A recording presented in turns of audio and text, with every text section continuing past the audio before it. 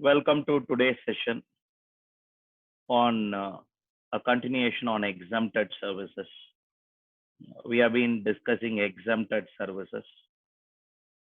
As part of our discussions relating to exempted services, we have done with entry number 10. We will continue from 10A onwards. Before that, uh, a question has been raised. Can you explain once again the term transit cargo? Now, as far as transit cargo is concerned, understand something like this. Uh, goods goods are imported by somebody in Nepal, but directly a vessel cannot reach Nepal. Let me repeat. Directly a vessel cannot reach Nepal. So what happens is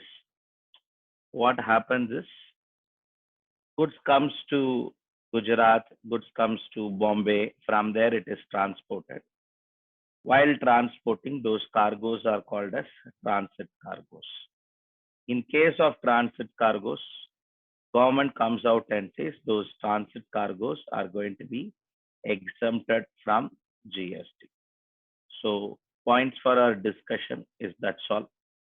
In case of transit cargo, yes, there would be a possibility of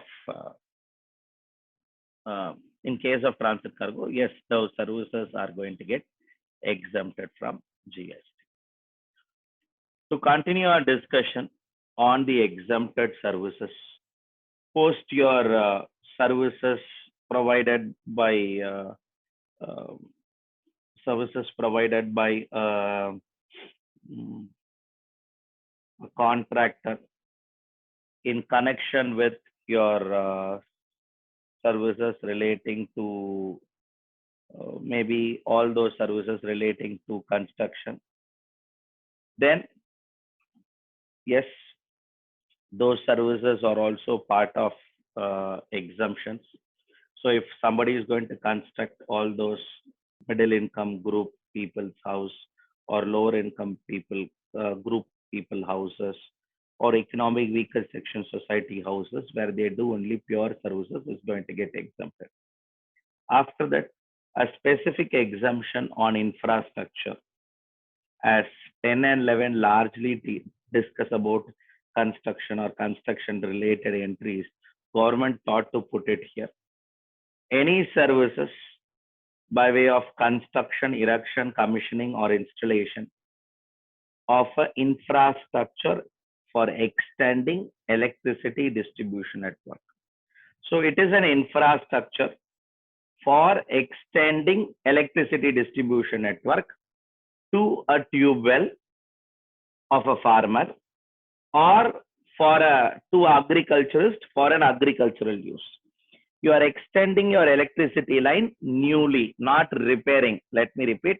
If you carefully note, it is either a construction, erection, commissioning, or installation. It does not talk about your, let me repeat it, new lines. Okay. These are all new lines. It does not talk about repairing of an existing line. So that is your differences relating to it. In case of all those new lines, yes, whatever new lines, electricity lines, infrastructures that are all getting extended, they are going to be exempted if they provide or if they extend the electricity network maybe up to the tube well, maybe up to for an agricultural use by an agriculturist, then it would get exempt. Followed by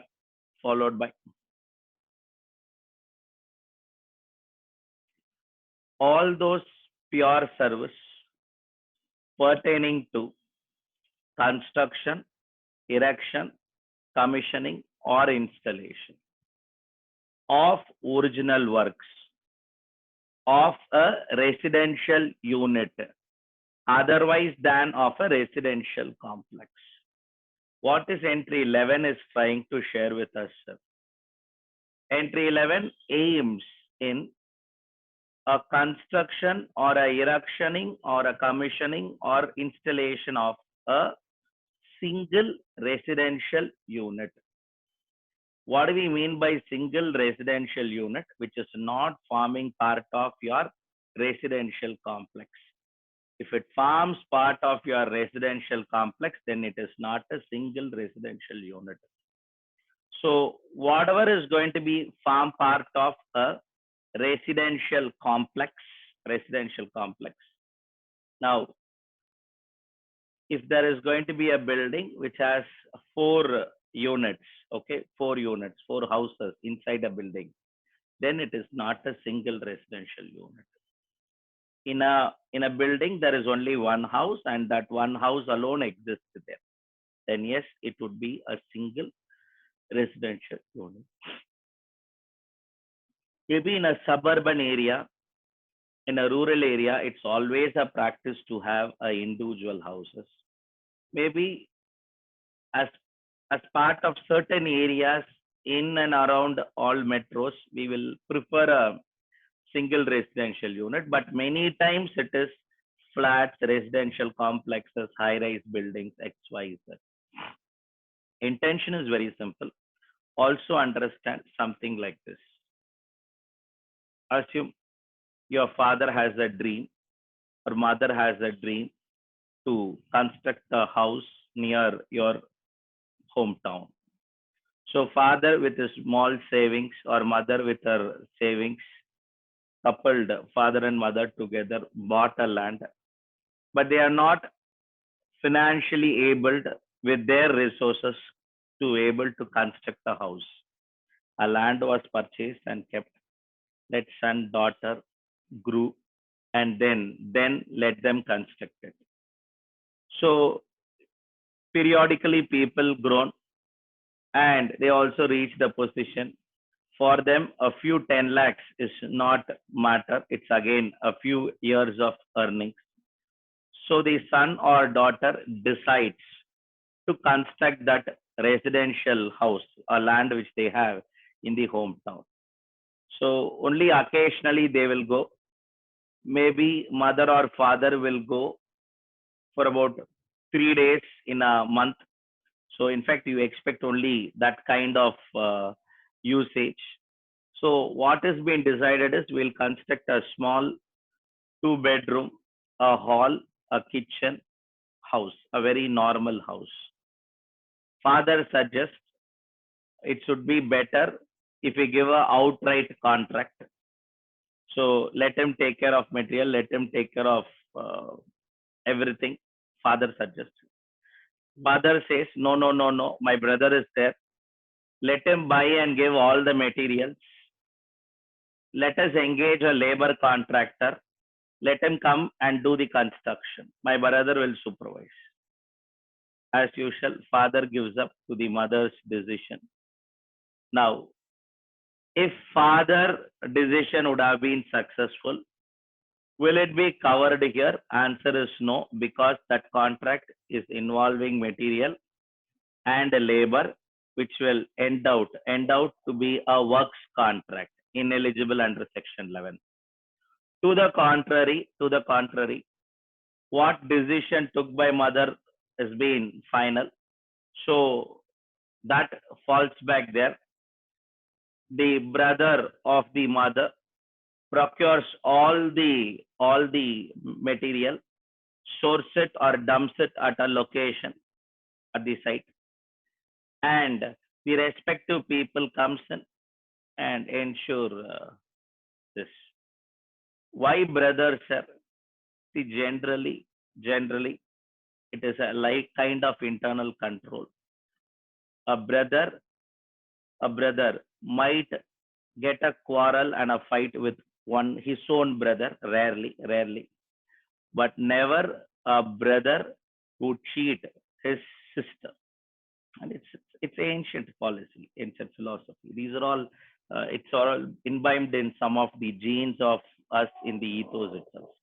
So don't be bothered about it. No, sir. You know how my brother will teach me. Brother will teach you within the home, outside. Now that's what is more important here. In any case, some brothers express, some brothers don't express. Now I'm not getting into that discussion now.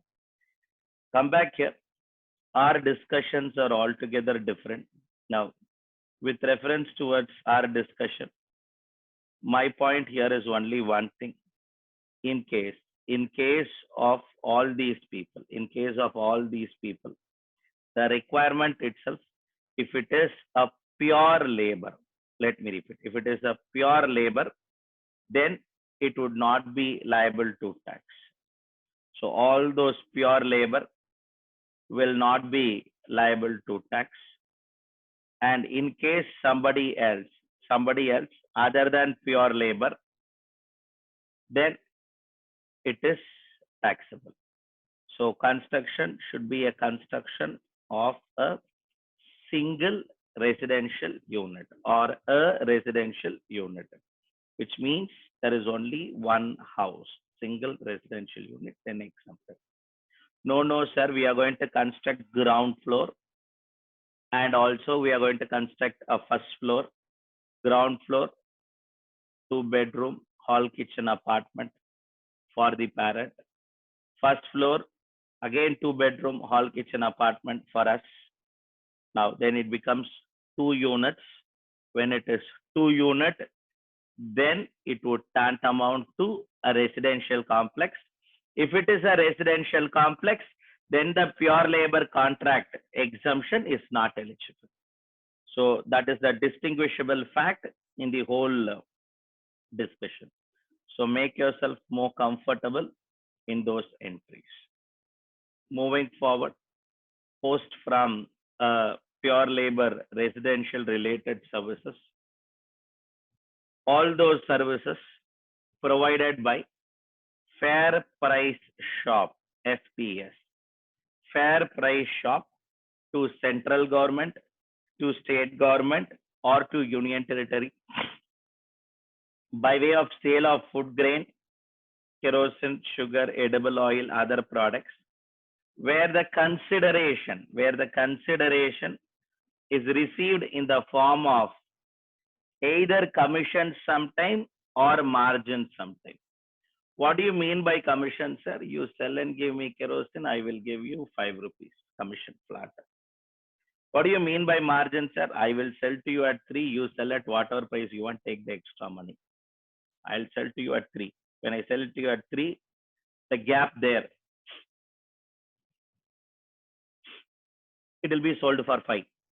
Balance 2 will be kept by the Fair Price Shop. Let me repeat, Fair Price Shop provides services to either central government, state government, or union territory. It's going to get exempted. Renting of a residential dwelling unit for a residential purpose, for the purpose of residence. Renting of a residential dwelling unit for the purposes of residence. So in case if someone rents a residential dwelling unit, let me repeat, in case someone rents a residential dwelling unit for the purposes of residence, then it will get exempted. If they're going to get, if it is going to be rented for the purposes of residence, then yes, exempted. Now, can a residential dwelling unit be used for other purposes also? Yes. A residential dwelling unit can be used for the purposes of office. It's a 3-bedroom, hall, kitchen apartment in a high-rise building. But the landowner has given this 3-bedroom, hall, kitchen apartment to a chartered accountant, or to an advocate, or to an architect, or to some other professional. Then it is a residential dwelling unit, no doubt about it. But it is not used for what? Residence purposes. Sir, what do you mean by residence purposes? A person who has to stay there, live there. Okay, live there. Stay is a very ordinary word. He has to live there and he should use it as a resident. He should be habituated. He should spend his predominant of the time there. Then it would be treated as residence. So come back here. A company takes a house as a guest house. Whenever visitors comes to the company, They will give this houses for this house for the purpose of occupation. This house has about 6 bedroom hall kitchen apartment. Now this 6 bedroom hall kitchen apartment this house, one or two questions that crop up here is, in these cases, 6 bedroom hall kitchen apartment, such a versatile big house. In these cases, a genuine doubt comes. A genuine doubt comes. What would happen? What would happen if this house, where people will come, stay for a night, 2 days, 3 days, until their work is over, they'll go back. Rent will be paid by the company to the landlord. Will it be treated as a residence and exempted, or will it be taxable? So the whole discussion that we need to take it up now is the renting of immovable property by a landowner to a company to be used as a guest house. Will it be taxable or exempted? Yes, answers please. Quick, quick, quick, waiting for your answer.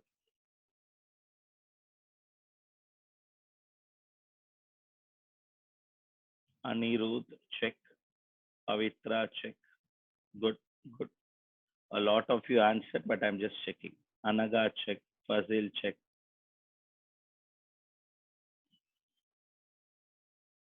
Now, residence is usage based. I am sorry. They are staying here. They are not using it as a residence. உங்க வீடு அப்படின்றது வேற, நீங்க அங்க தங்குறீங்கன்றது அப்படின்றது வேற.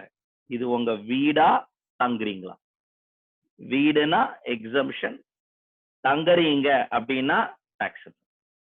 If it is for, you're going to think it as a residence where you stay. Is it a residence or you occasionally stay? If it is a residence, exempted. No, sir, I stay today and I'll, no, it's not a residence. So that sums up. So this itself will give you a thought process that these are all houses not used for residential purposes. If house is used as a hostel or a paying guest, what would happen? I don't think so it is used as a residence. Now, temporarily you might be staying there, but it cannot be treated as the residence. உங்க ஆதார் கார்டுல அதை மாத்திடுவீங்களா? அந்த இடத்த அட்ரஸா? கேள்வி இவ்வளவுதான் இருக்கும். அந்த இடத்த உங்க ஆதார் கார்டுல மாத்திட்டீங்கன்னா அது ரெசிடென்ஸ். அந்த இடத்த உங்க ஆதார் கார்டுல மாத்த மாட்டீங்க அப்படின்னா அதெல்லாம் ஸ்டேயிங். இப்போ நீங்க டிசைட் பண்ணிக்கோங்க. Because this word residence is not defined, a lot of things will come to play. We have to go to European Court of Justice, whether residence means it requires a kitchen or it does not require a kitchen. Many things we have to discuss. So don't be much bothered about that. Our line of discussion is what will happen to paying guest. Paying guest is not paying guest. Adile mudinjiruchu. He is a guest who pays. So there is no question of renting at all. You are not renting at all. You are allowing somebody to be admitted into your home after upon some payment. So that itself closes off your paying guest. Come back to your hostel. When it comes to hostel, I don't think so it is a residence. And moreover, in hostel, you have one more problem and all, where food will also be provided. When food and all is provided, you have a clear litigation on this. Okay. From an exam perspective, we will say it is ineligible. Come to final, this entry itself will spend some 15-20 minutes. Now not required. Now just understand, hostel taxable, paying guest house taxable, office use taxable, guest house taxable, used by a person as residence. Maybe I'll take up this last question. want a lot of you to answer to get that comfortness. This time it is a landlord who gave his 2-bedroom hall kitchen apartment to a technology company. Let's say Wipro Technologies Limited. To them, they gave the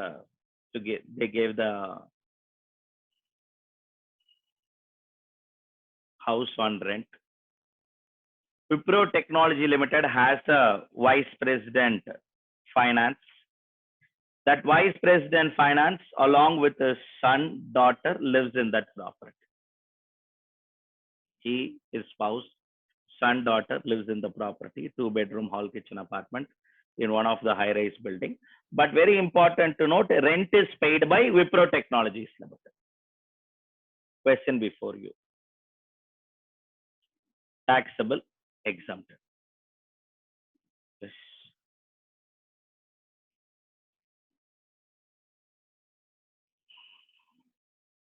Deepa Mohan, check your answer.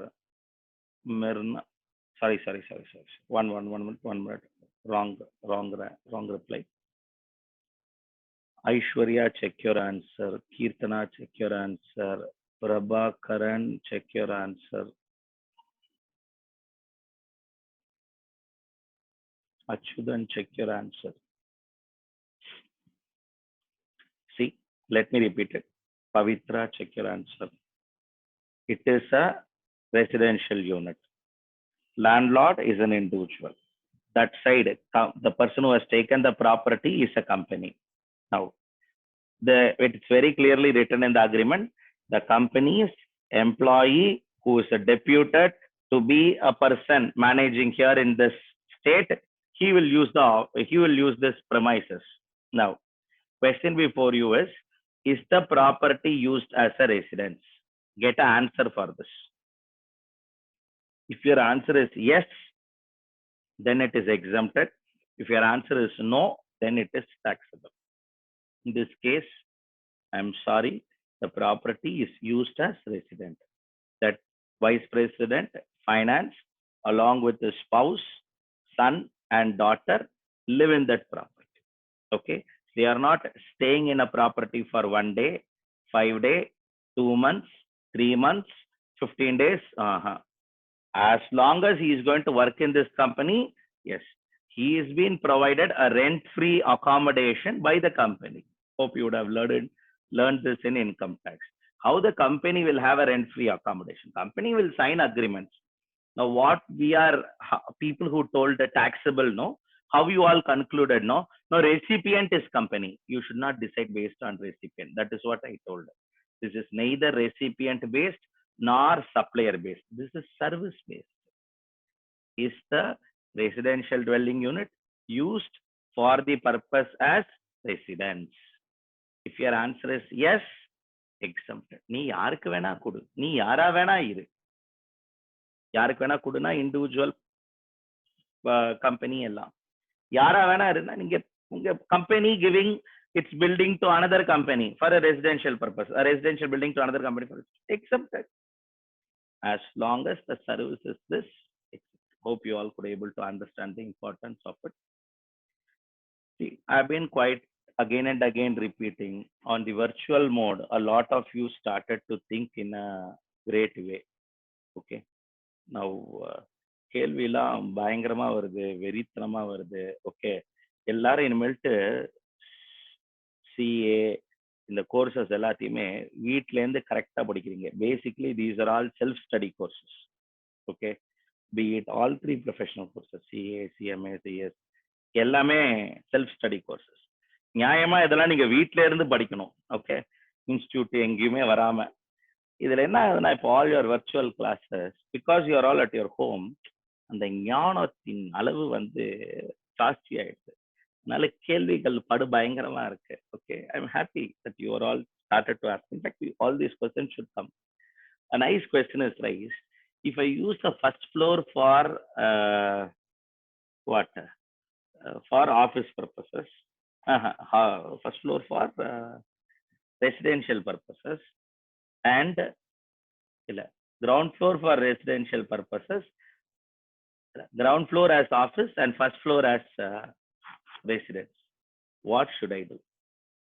Nice question. Nikita, can you raise your hand? I will unmute you because I want some other supplementary question to be asked on the same question. Yeah. Good. Hi, sir. Hi, good Uh, morning. Yes. yeah, good morning, sir. So, like, if a person say Mr. A is renting a house property to Mr. Mm. B, and Mr. B is using that first floor as residence and ground floor of that house as for his commercial purpose, sir. So, what will be the whether it will be taxable or exempted? My supplementary questions are supplementary question number one. Mr. A will sign a single contract or two contracts. Two contracts. Okay. In the contract, will he have a mention that this property can be used for residential purposes, or this property can be used for residential or commercial purposes at the will of the tenant? No, it will be specified, I think, what it Okay, should be. it will be specified. So there can be only two possibilities. One, Okay. where there is a specific contract, I think you get your answer. Mm. Then the rent for the first floor will get exempted as it is a residential purposes. Ground floor will be taxable. Taxable. Okay, sir. Assuming there is a rent contract is not there. Assume there is a rent contract is not there. Okay, sir. And a single rent is paid. Both the Okay. properties put together, 35,000 is paid together. Okay. We Mm. are going to a extreme situation. Generally in normal business modes and normal commercial practice, things like this will not happen. But we will address, because there is a possibility, we will address that. Okay. It's a Okay. single 35,000 paid for Mm. both ground floor and first floor together, and there is no rental agreement exists. Okay. In this backdrop, a supplementary question to this Mm. is it a composite supply or a mixed supply? There Uh, are two types of services. yes. You agree on that?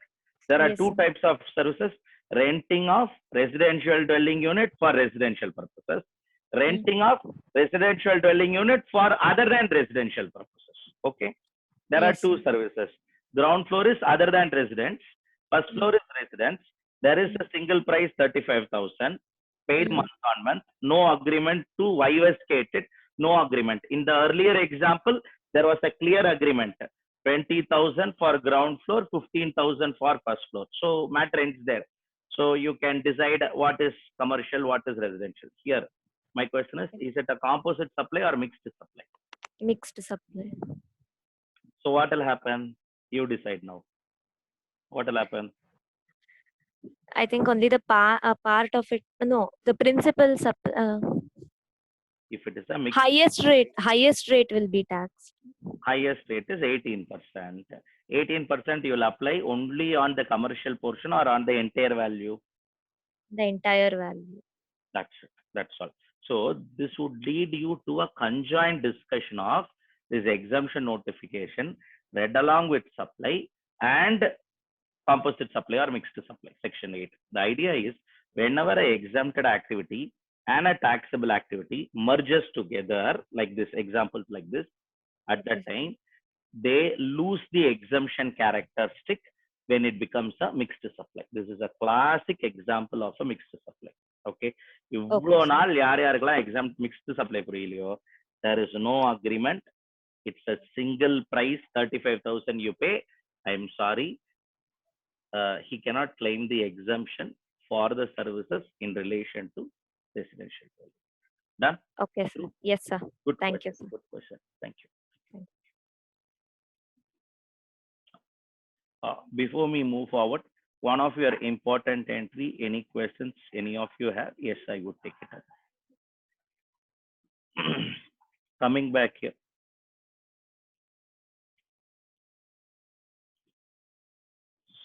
Religious trust services.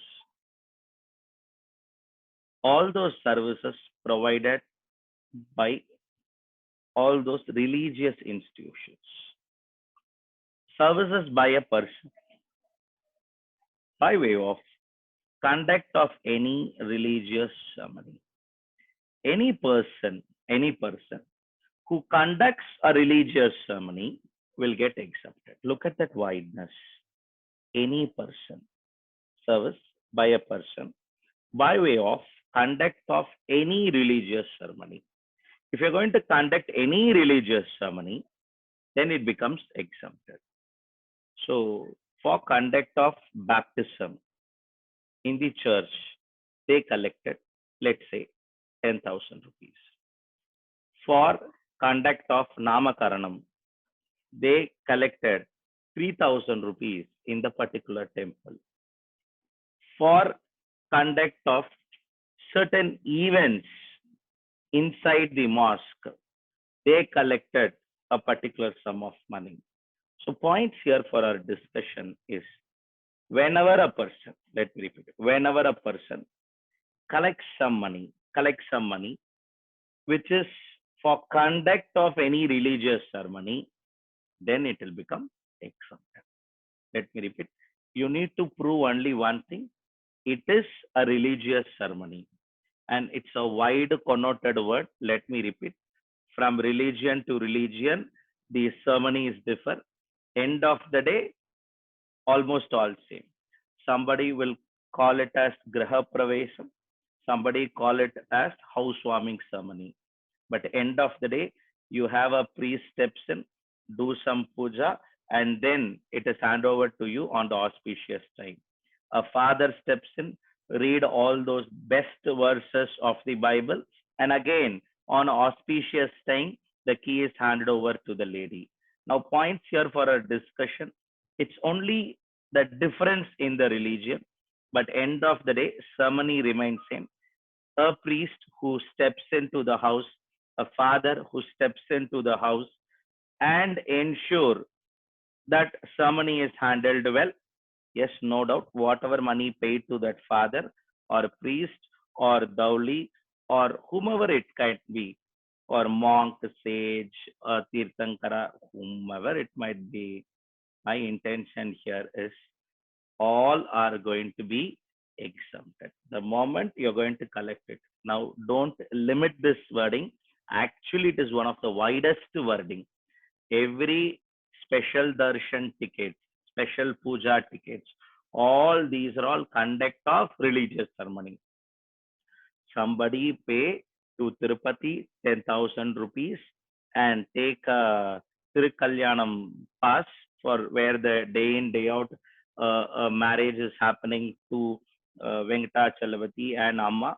For seeing that, if they go as a family, for that they want to buy a ticket, 20 people are allowed, X, Y, Z. They booked some 3 years before, waited for it, and they want to execute it. Only point here is the entire money collected for conduct of religious ceremony by a person exempted. By a person. Person can be an individual or partnership firm, trust, AOP, BY, everything. So come back here, be very clear. All those money collected are going to be exempted. Followed by, they never stopped there, they went one step forward. Renting of presence of a religious place. Renting of the presence of the religious place. What do we mean by presence of a religious place? Presence here refers to nearby area. Renting of presence of a religious place. It's a practice. The church hall, prayer hall is rented for a marriage. The temple is rented for conduct of marriage or conduct of small time functions, sometimes conduct of discourses. So all those places which are meant for general public, in case rented and charges are all collected, the area or the hall, whatever it is available, charges collected. Per day, if it is going to be less than 10,000, let me repeat, per day, if it is going to be less than 10,000, then it will be exempted. Per day rental less than 10,000, it will be exempted. Else, it will be taxable.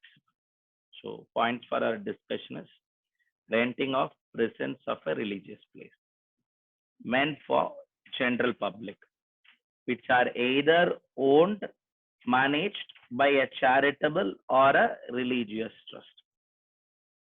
It can be a charitable organization. It can be a religious trust also.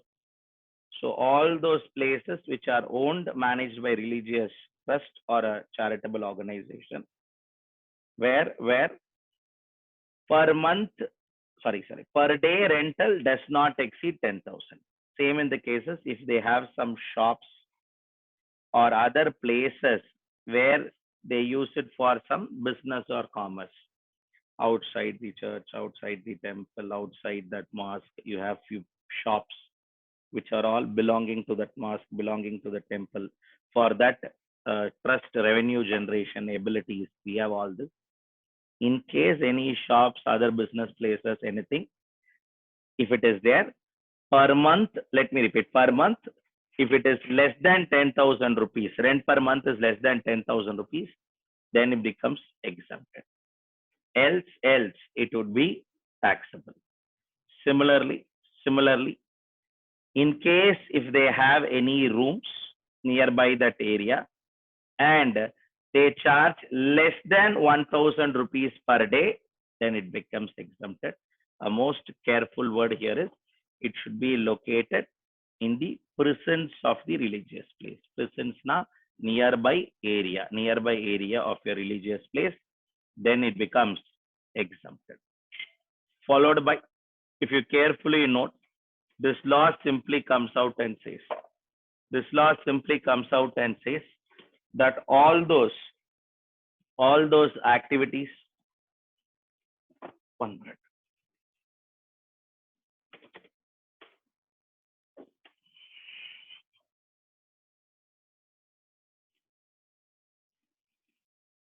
Yeah, this law simply comes out and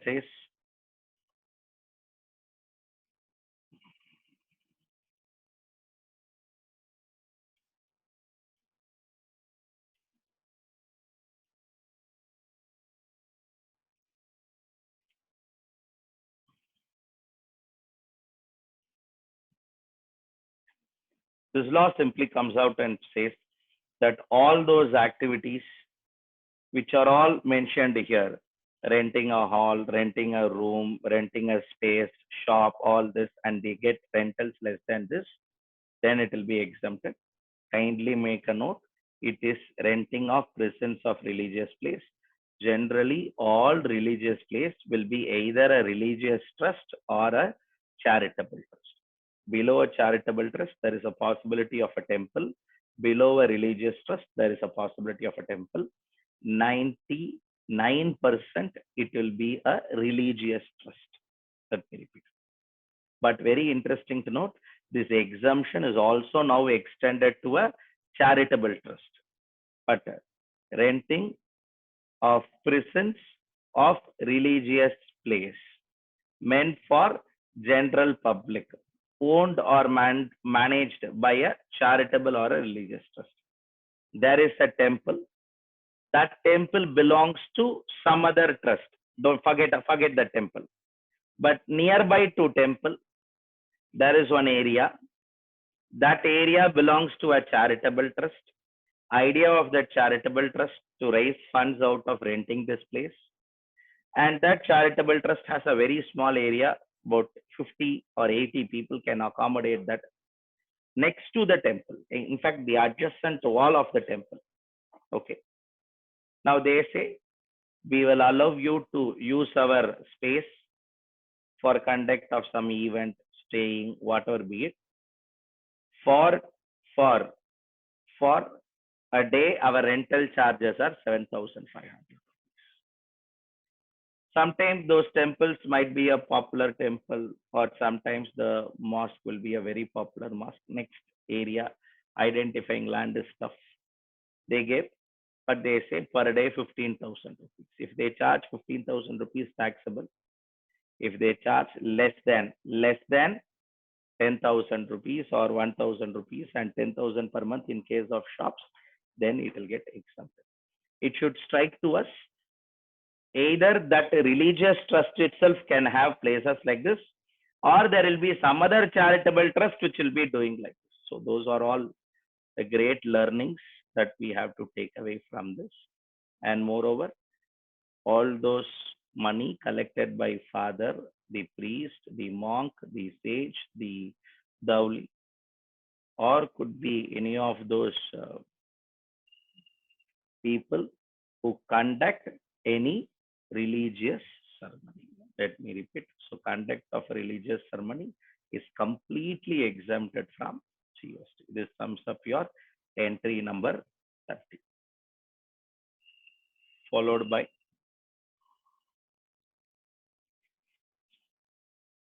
renting of any hotel, inn, guest, clubhouse, campsite,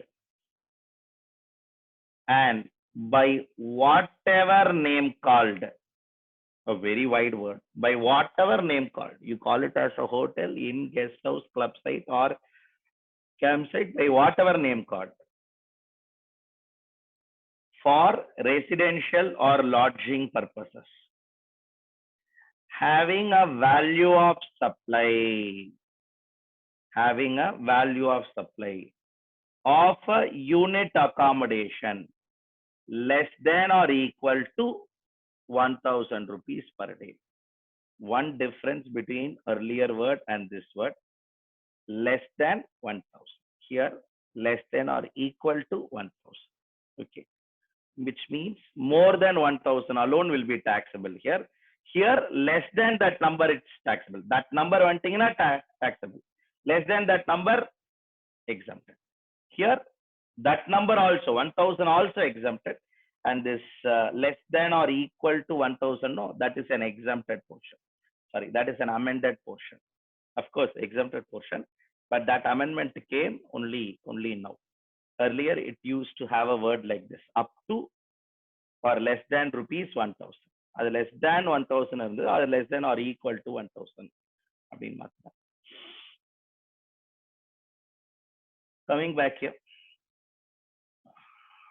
because they want to sync with some other law, they brought it up.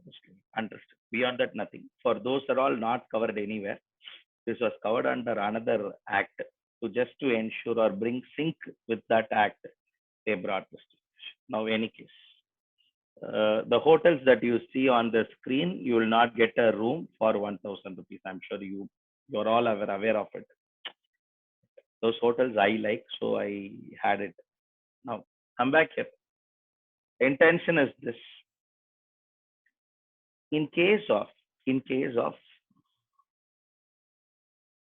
a hotel which gives a room for a value less than or equal to 1000 rupees, then it will become exempt. Actually, the room rent is 1200 rupees. But what they do is, because it is off season, because nobody travels regularly or frequently after the pandemic, and now businesses are very dull, having opened up for travels also, as all the lockdowns are over. Now, even now, people are not ready to come. If they come, staying also it's difficult. So it is something like you have more rooms and less people. Ulta situation. So those people told we will give a discount. Normally we will give it for 1200. We will give a discount of 400 rupees and collect 800 rupees. Question before you. Is it taxable or exempted?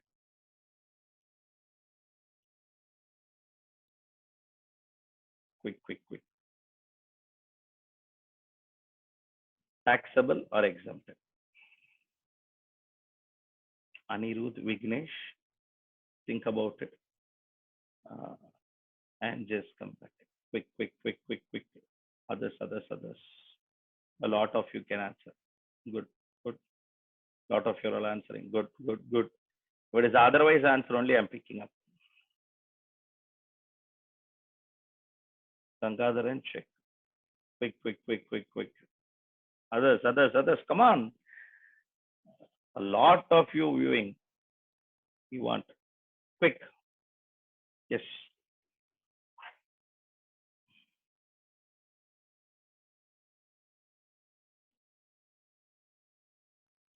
Yes, good Asima. Nice explanation. Good, good. Yes, good. See, if you carefully see through the entry, a word called as value of supply is told. What do you mean by value of supply? Section 15.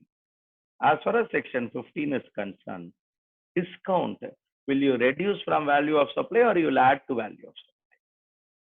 You will reduce from value of supply.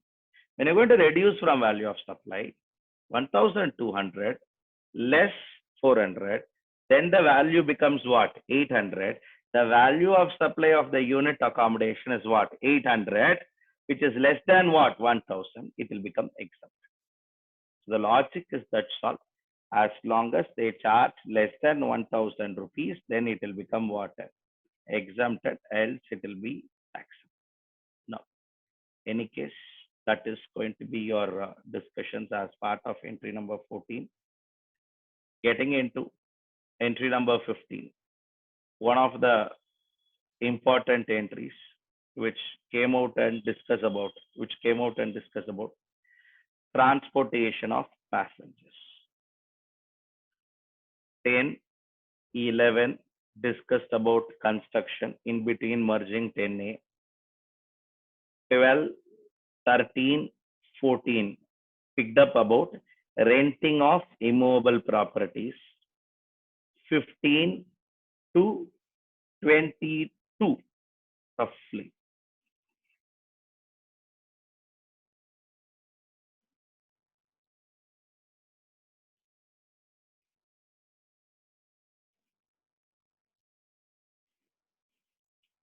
'24 also you can say, 24, 24. Yes. All will discuss about only one thing, transportation.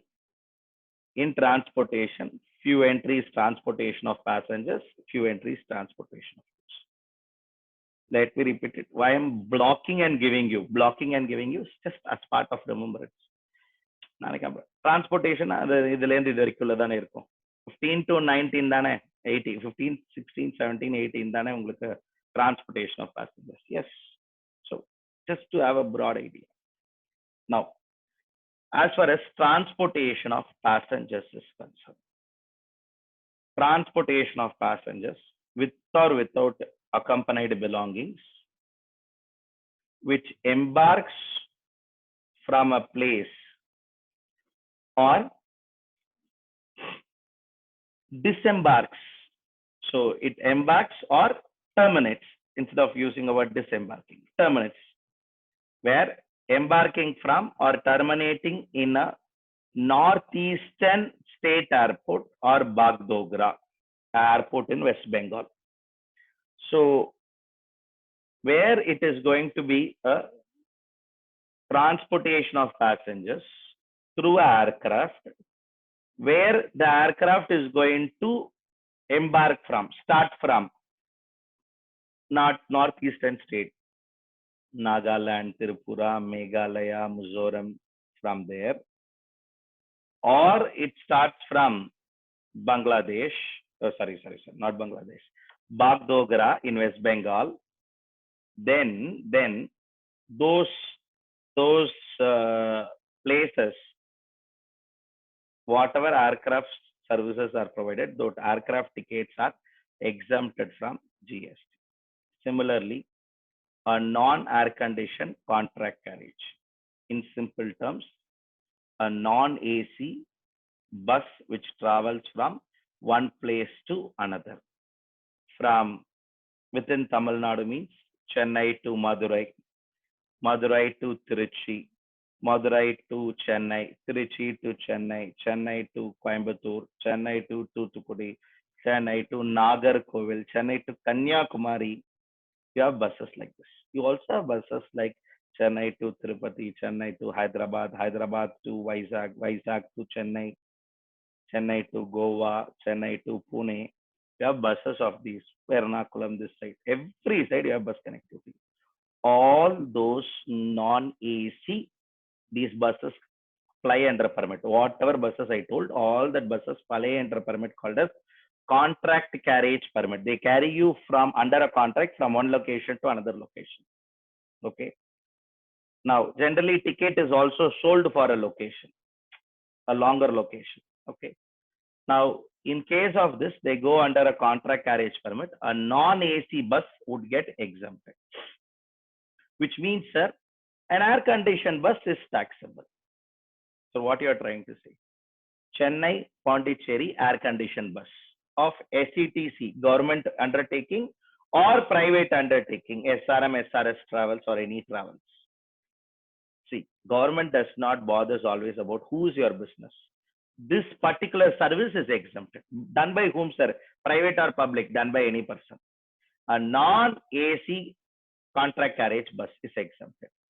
Chennai, Madurai, Tamil Nadu government's SETC, State Express Transport Corporation Limited, AC bus, taxable. Chennai, Trichy, KPN, multi-axle, AC bus, taxable. Chennai, Madurai, KPN, non-AC bus, exempted, non-AC bus, exempted. Chennai, Madurai, SETC, Tamil Nadu government bus, non-AC bus, exempted. So, non-AC, exempted. AC, taxable. Is it applicable only for contract carriage? No. Abde logic is copy pasted in stage carriage also. What is stage carriage, sir? Every stage they will tear and give you ticket. Okay, every 3 kilometer stage or 3 kilometer stage. That is what is called as stage carriage. Another permit. The total licensing to travel with that vehicle will be refined by 30 kilometers or 60 kilometers maximum. Okay, and the licensing circle will be only 30 or 60 kilometers. So they will not give you big kilometers. Sir, if they give you big kilometers, then the license permit will go under contract carriage. It will not come under stage carriage. So coming back here, non-AC stage carriage permits. So non-AC stage carriage buses will also get exempted. In stage carriages, also we have private players. A stage carriage bus by a private player from location A to location B, like we call it as private buses. Okay, private buses. Sir, do we have? Maybe in metropolitan cities you will not have, but in many places you have. You have in Madurai, you have in Trichy, you have in Coimbatore, Salem. Taniyar Perundu. Okay, government Perundu, Taniyar Perundu. Okay. In any case, take a situation like your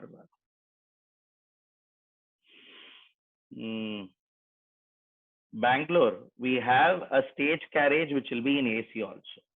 Okay, a stage carriage which will go from airport to Majestic, Kempegowda bus stand, airport to Kempegowda International Airport to bus stand. You will have the bus services, AC bus services, taxable. Okay. Now here also in Chennai you have AC bus services, taxable. AC bus nale taxable. Ipdi purinjikata sir. Yes, understand in that way. AC buses are taxable. But non-AC buses will also be taxable when if they taken on tourism purposes, for a conducted tour, for a charter or on a hire basis. If the buses are conducted, if the buses are taken for a tourism purposes, conduct tour, charter or hire. So all those non-air conditioned contract carriage. Sir, I'm not able to understand what you are trying to say. I think great. What I'm trying to say here is, in case, if you are going to, if you are going to take a bus and go for a non-AC bus and go for a college trip. In case you're going to take a bus and go for a school excursion, if you're going to take a bus and going to go use it for non-AC bus and going to use it for a marriage party, sir, AC are not taxable. In non-AC itself, it is taxable when it's a tour, conduct tour, tourism purpose, or conduct tour, or charter or hire. For some relatives' marriage, about 30-40 people have to travel. So you taken a bus on hire, whatever be it. it would be taxed. Sorry, air conditioned bus. அது முடிஞ்சு போச்சு. AC பஸ்ன்ட்டீங்கன்னா taxable. நான் AC aircraft இல்லைங்க. Okay, அதனால எல்லா ஏர்கிராஃப்டும் taxable except it starts from this location. ட்ரெயினுக்கு வந்தீங்கனாலும் ட்ரெயின்ல அடுத்தது சொல்லிடுவாங்க இந்தியன் ரயில்வேஸோட ட்ரெயின். ஓகே, படிச்சிருங்க, இதை மட்டும் படிச்சிருங்க. railways in railways all transportation of passengers by railways other than first class or AC coach. Other than first class or AC coach அப்படின்னா என்ன அர்த்தம்? AC coach taxable, first class is also taxable. So just want to give you some clue. இது அப்படியே வேதவாக எடுத்துலாம் வச்சுக்கூடாது. இது சும்மா லைட்டா ஞாபகம் வச்சுக்கிறது, அவ்வளவுதான். Content is important, section is important, just for the remembrance sake. படிச்சபோது AC correct. AC room you will not get less than what 1,000 rupees. Anywhere in India you will get AC room less than 1,000 rupees. If you get AC room in less than 1,000 rupees, yes, possible. It should be off season, or it should be a season like now, post pandemic challenges, or it is going to be a season like in that place no one would prefer now air conditioned. Okay, so any case beyond that I don't foresee anything.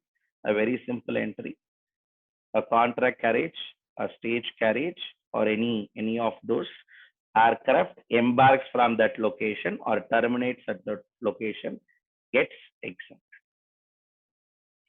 followed by a particular service provided by central government by way of a funding model called as VGF funding, viability gap funding, to improve regional connectivity among the airports.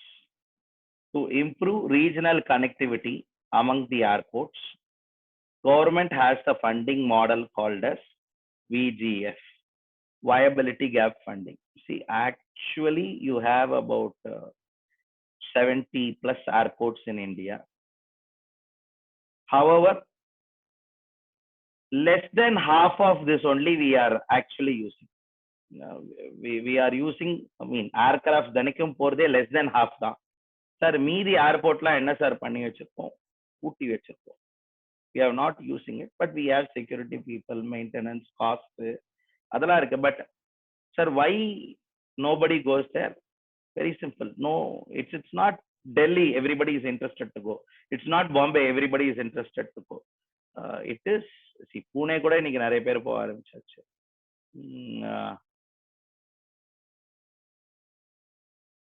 Ahmedabad again we have aircraft. It's something like this.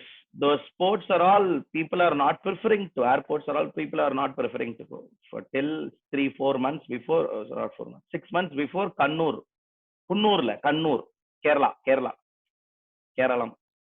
In Kerala, you have Kannur. Kannur regional port was not used for a long time. Now it is getting operationalized. International flight and all is started to come. See, airport இருக்கு, ஆனா use பண்ண முடியல. ஏன் அப்படின்னா cost ஜாஸ்தியா இருக்கு. Flights are not interested to fly. Flights are interested to fly also. People are not coming in.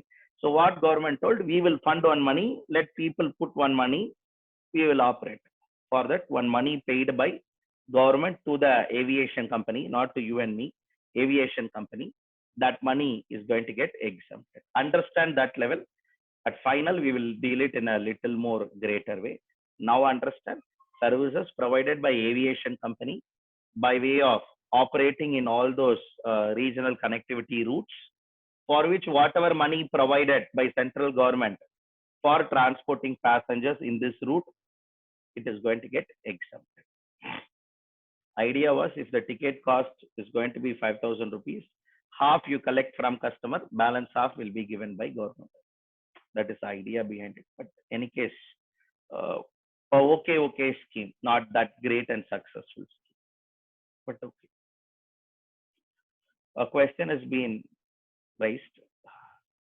What if the non-AC bus is used in a school to drop and pick students, or used by a company for the employees, what will happen? Here, 2-3 questions need to be discussed, Mirnal. School drop, நீங்க பஸ்ஸோட school drop use சொல்றீங்க. நான் இப்ப அடுத்த கேள்வி கேட்பேன், யாரு payment பண்றா?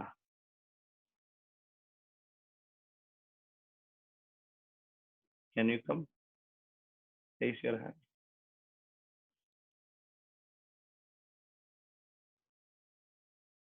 Yes. So, payment will be done by the students. I mean, to the school. Students. To the school. Then then the transaction is between school and the bus. Okay, sir. Correct? No. Yes, sir. Done. Then they are passengers. No, sir. Okay. Passenger Okay. means, see, inga vaarthala important. Passenger means you pay a money. Okay. Then is it not the school takes the bus on hire? Okay. Okay. Oh, yes, sir. Yes, sir. Correct. Correct. Yes, sir. Got Be with us. Be with us. It is not a transportation of passengers. Okay. We are. If you go back to the entry, we are bothered about passenger. Passenger means who steps in, pays money, fares, and given him a ticket. That is called as passenger. Yes, sir. His travel can be pre-booked, or at that moment he can buy. So that is what we are referring here. We are not referring to hire related transactions. Maybe a subsequent. By reading this entry, you will say it is taxable. Okay, sir. Okay. A subsequent entry will come. For the school, it will give protection. Okay. For the school, it will give protection. Okay. Yes, sir. But for companies and all, it will be taxable, because hire is not exempted. Hiring is different. Transporting of passengers is different. That's the reason.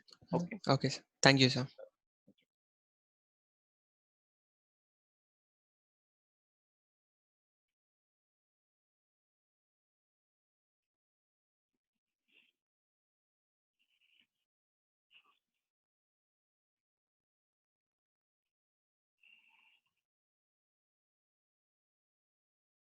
So, 1 minute. Moving forward. VGF, for the moment, VGF, my suggestion is, be aware, it is a service provided by SpiceJet, provided by TrueJet, provided by GoAir, provided by Indigo to government. Government in turn pays some money. That money will get exempted. That's absolutely beyond the country. Transportation of passengers. Again, I emphasize to this word, transportation of passengers. Who's a self-sustaining person who pre-booked his ticket, or going to book his ticket, or about to buy his ticket. So, transportation of passengers through railway, other than first class and air conditioned coach. If it is a AC coach, taxable.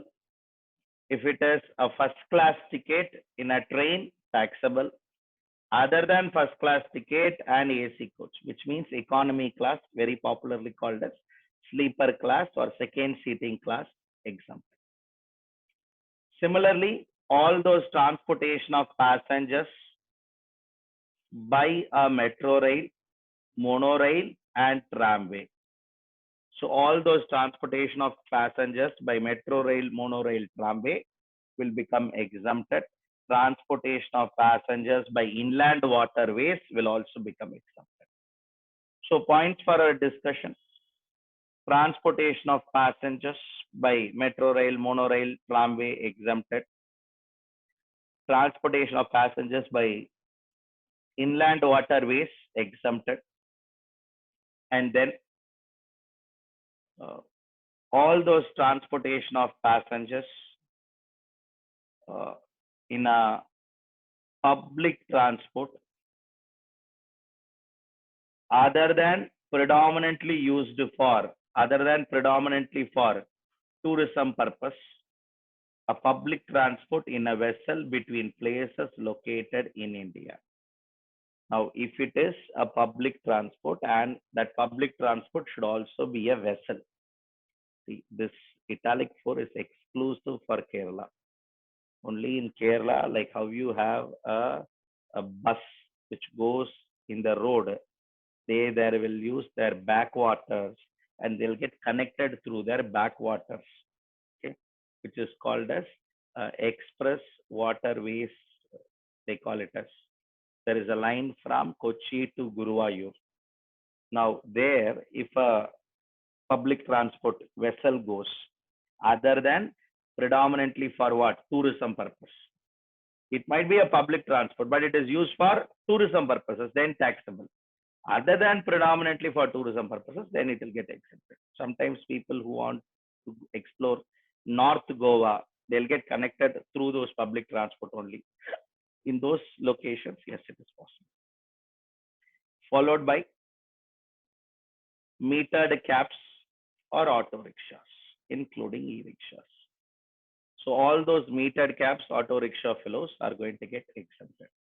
So the intention of the lawmaker is not to tax. If you read 17 and 15 together, 15 and 17 together, if you transport passengers by a AC bus, taxable. Non-AC bus, exempted. If you're going to go to your native places. No, sir, within the city I want to go.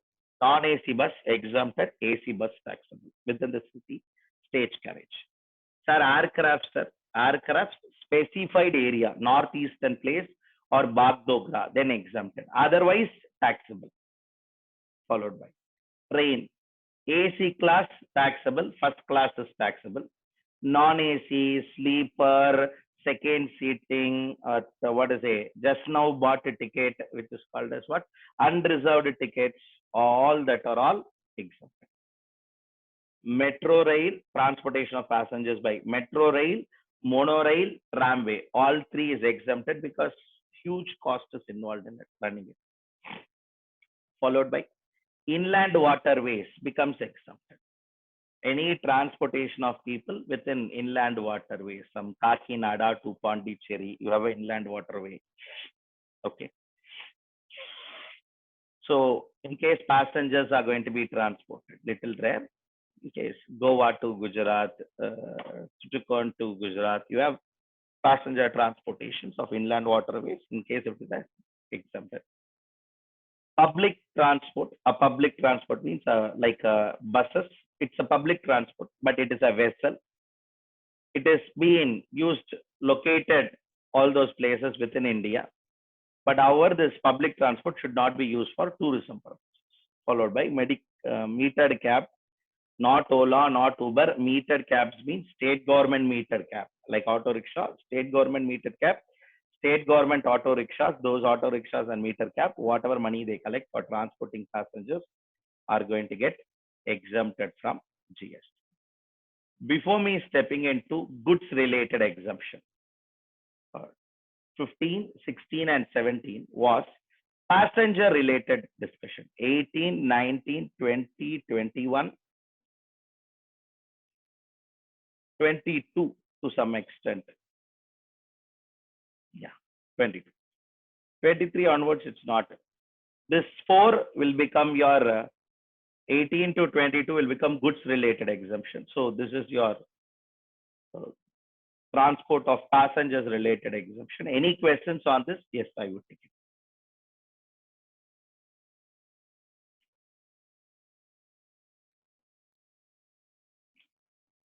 Sir, train like Shatabdi are fully air conditioned. How it has to be treated? You have to say Mr. Anand Vishwanathan. Yes, Mr. Anand Vishwanathan. What is your view? Will it be taxable or exempted?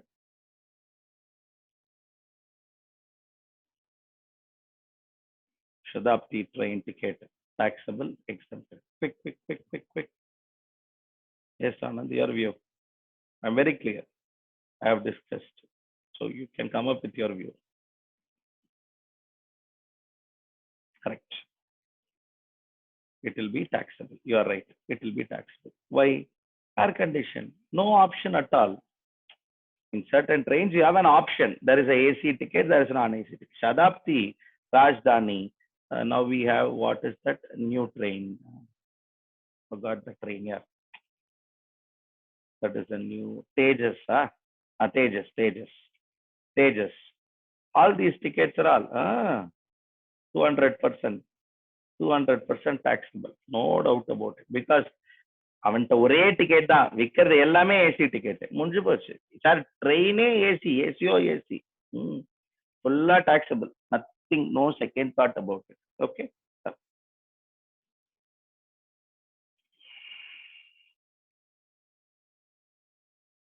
Another question comes.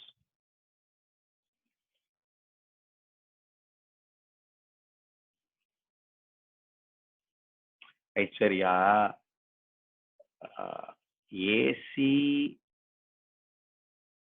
AC ticket is the word used there, or AC class.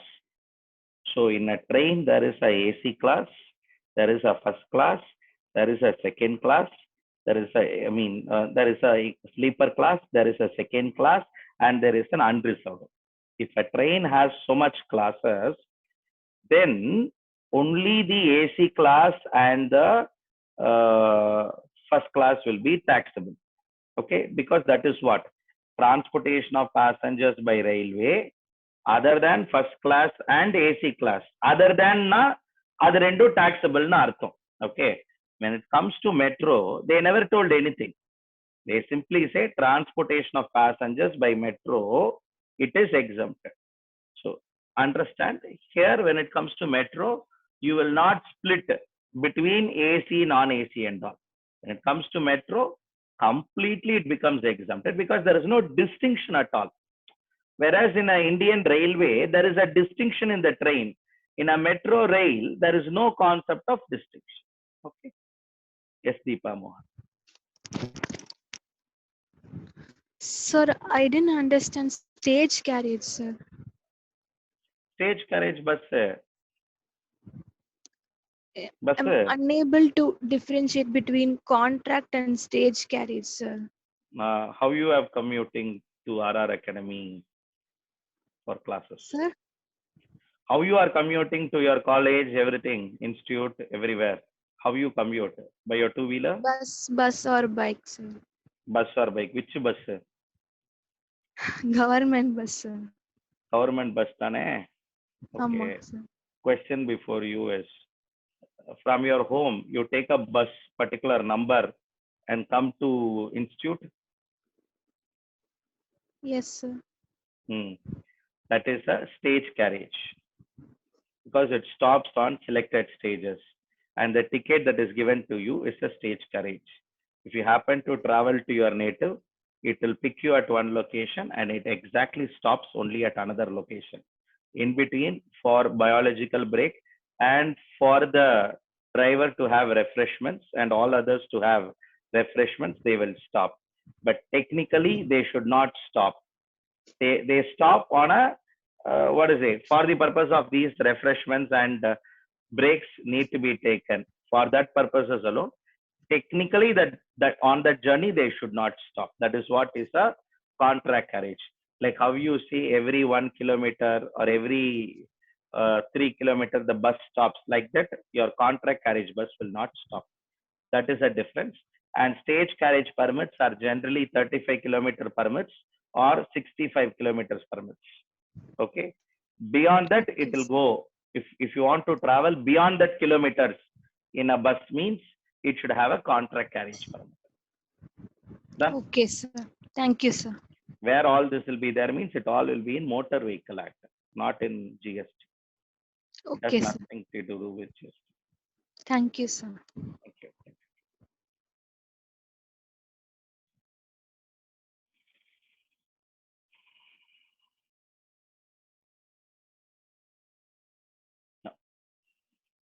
So that sums up your complete discussion on transportation of passengers, and quickly stepping on into a new entry, a fresh entry, a good entry, okay, which is called as transportation of goods. So all those transportation of goods by road other than GTA and courier agency, plus transportation of goods by inland waterways. So very interesting to note, go before. Transportation of passengers by inland waterways exempted. Transportation of goods by inland waterways exempted. So any goods, any vessel which carry goods from Goa to Gujarat, it also carry passengers, ella exempted. Transportation of goods exempted, inland waterways. Transportation of passenger also exempted. Now we leave that discussion. We'll come to a very crucial discussion. Services by way of transportation of goods by a transportation of goods other than GTA or courier agency. Courier agency means, you know, all those courier agency who transport all those time sensitive documents from one place, one door to door transportation, they will do courier agency. Now, point here for GTA is anybody who transport goods in a lorry in road is called as a GTA.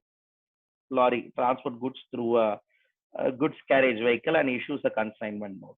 Now, transportation of goods by road except GTA or courier agency. What it means? Any thoughts? Can you text it? Transportation of goods by road other than GTA or courier agency. Yes, what it means?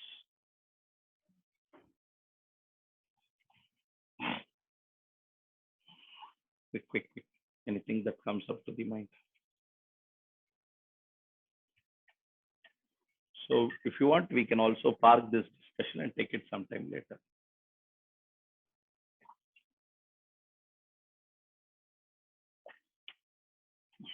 Services by postal, by Department of Post, is it not taxable already?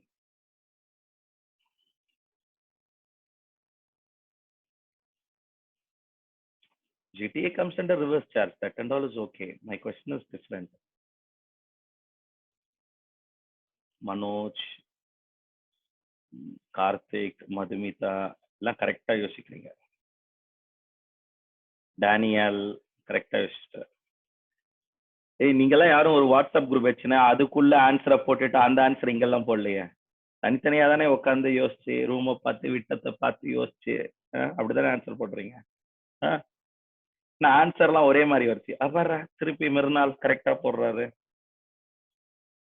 ஓ, இதை கிளாஸ்ல discuss பண்ணிட்டோமா? கார்த்திக், அப்போ okay.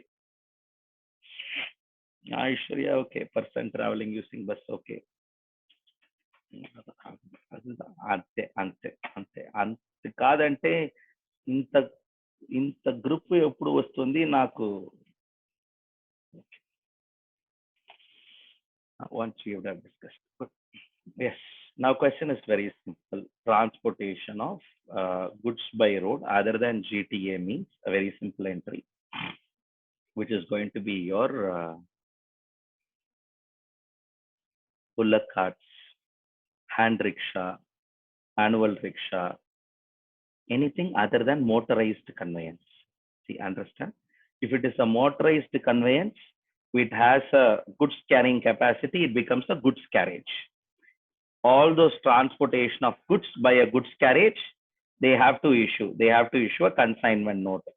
So all that requirement, it will become a GTA. All that requirement will come. Other than GTA or courier agency means it will be only bullock cart, all these and all. So transportation of goods by bullock cart, transportation of goods by manual rickshaw, cycle rickshaw, or it is going to be by hand rickshaw or any other mode other than GTA or courier agency would be exempted. Followed by entry 19 has 3 entries, 19, 19A, 19B. All 3 entries comes out and discuss transportation of goods by air in an aircraft. So 2 entries, 19, 2 will talk about air, 1 will talk about vessel. transportation of goods by an aircraft from a place outside India up to the custom station of clearance in India. What do we mean by custom station of clearance in India? Understand for a minute as a customs port, international customs airport. அப்படி வச்சுக்கோங்க sir. International ஏர்போர்ட்னு நான் வச்சுக்கலாமா sir? வச்சுக்கலாம். All international airport are customs airport. All customs airport are international airport. இதுல வந்து synonymous words. International flight எங்கெல்லாம் வருதோ அங்கெல்லாம் அதெல்லாம் customs airport. Sir international flight இங்க வராது அப்படின்னா அது கஸ்டம்ஸ் ஏர்போர்ட் கிடையாது. அவ்வளவுதான், முடிஞ்சு போச்சு. So that is how it is being drafted. In any case, transportation of goods by an aircraft from a place outside India up to a custom station of clearance in India will get exempted. Similarly, transportation of goods by an aircraft from a place of clearance in India to a place outside India will be exempted up to 30th September. So we have an exemption, which is an exemption valid till 30th September. So after that, what will happen? They will extend the exemption. Don't be bothered.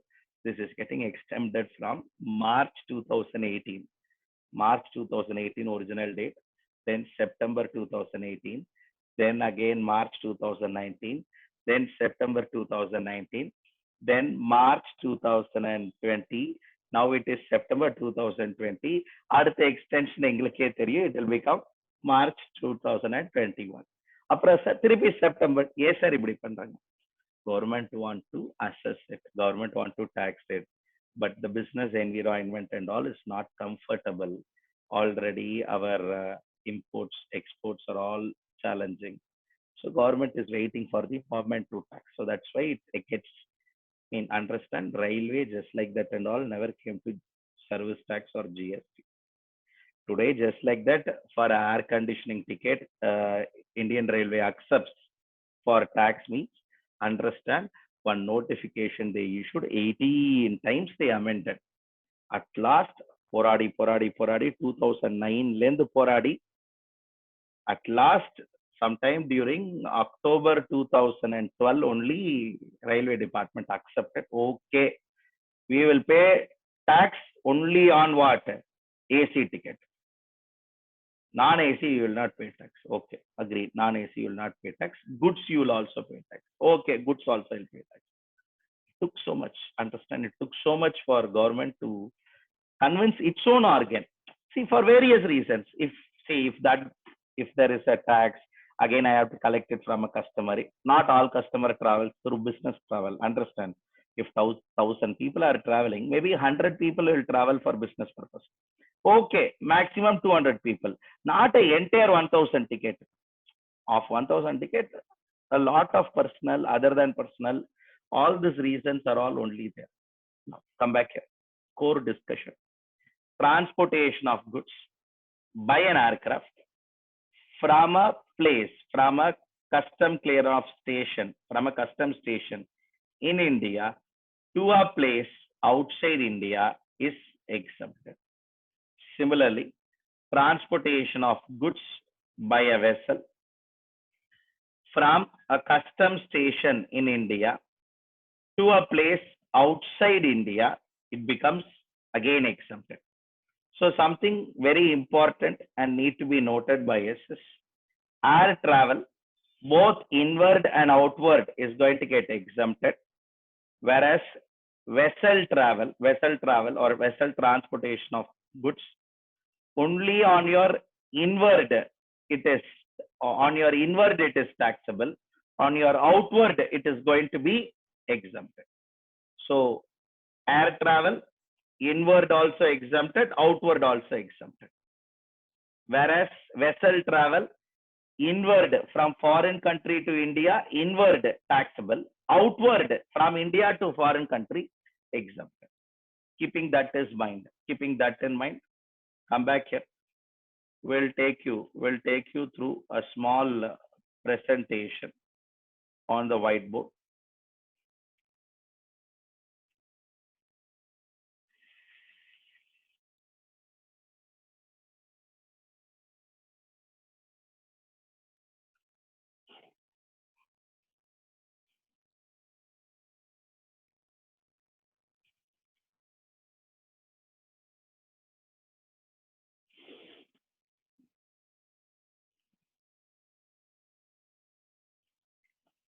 Camel இல்ல கார்த்திக். டாங்கில எடுத்துன்னு போனீங்கனாலும் other தான் GTA தான். என்னை பொறுத்த வரைக்கும் மற்றதெல்லாம் other தான் GTA. நீங்க எதுல வேணா எடுத்துன்னு போங்க. I leave it to all that to your wish. Okay.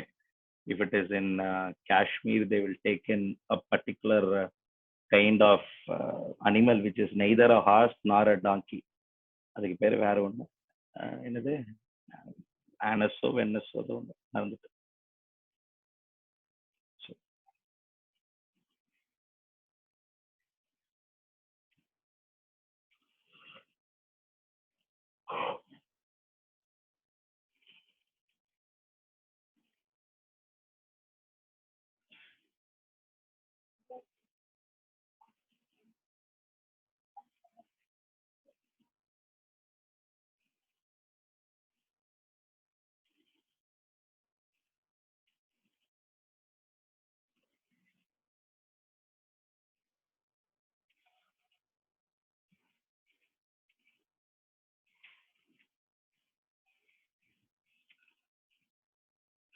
Customs port in India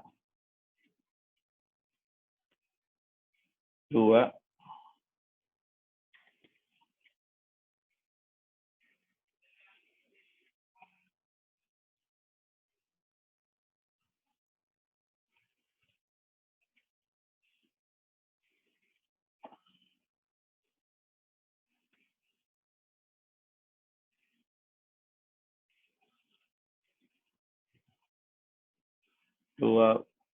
place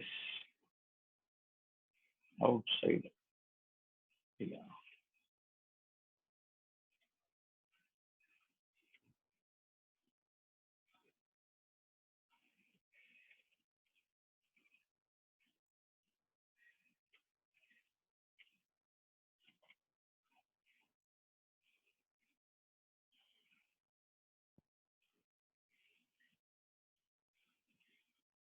Now, customs port transportation of goods from a customs port in India to a place outside India. When it comes to this topic, now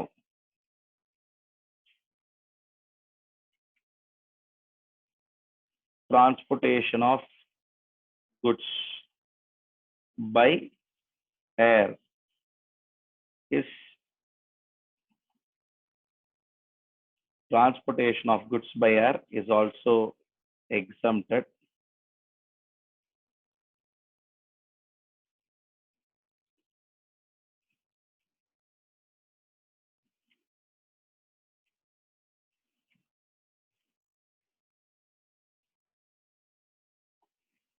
Transportation of goods by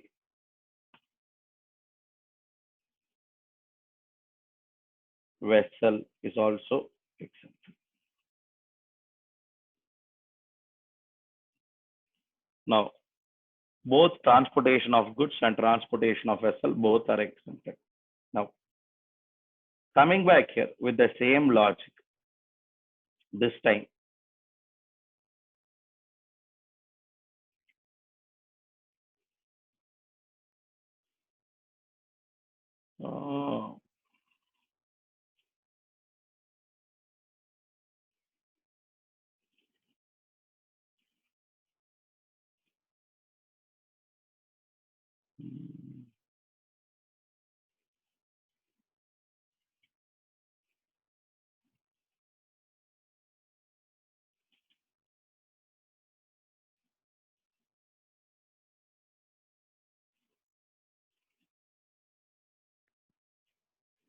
from a place outside India,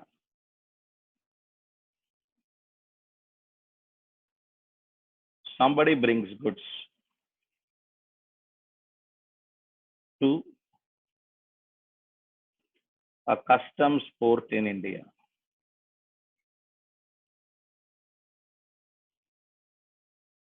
Customs port means international port. Customs port in India. Then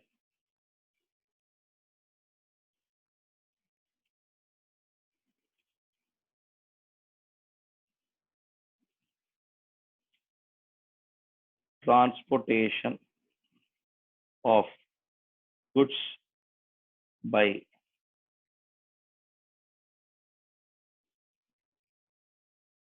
this vessel will be taxable.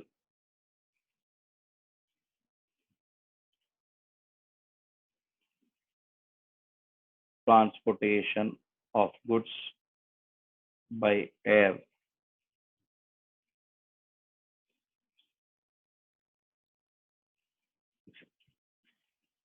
see maximum that's all is possible, and to put it in a different way,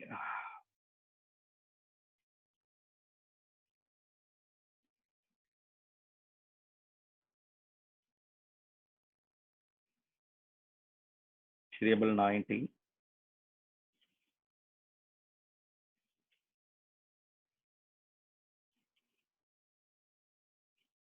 19b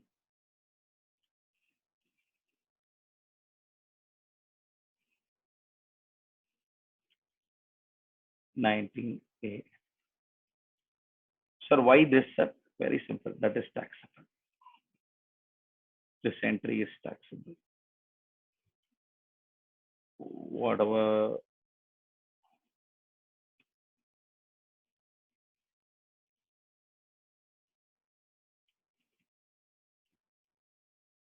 yes, this entry is taxable. So you cannot fade away about from it. So come back here. 3 entries. Make a note of this diagram. One of your important diagram. At one stroke, you can have a grip of all this. Quick.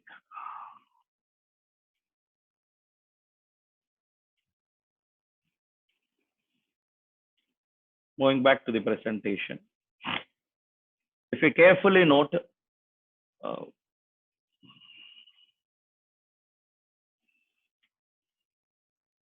transportation of goods by aircraft from a place outside India up to customs station exempted. From a place outside India, from a place in India to a place outside India exempted. From a place outside India to India by vessel or by ship exempted. Done. Coming back here, just 1 or 2 questions, keeping this in mind before we move forward, as all these topics are all individual discussion requests.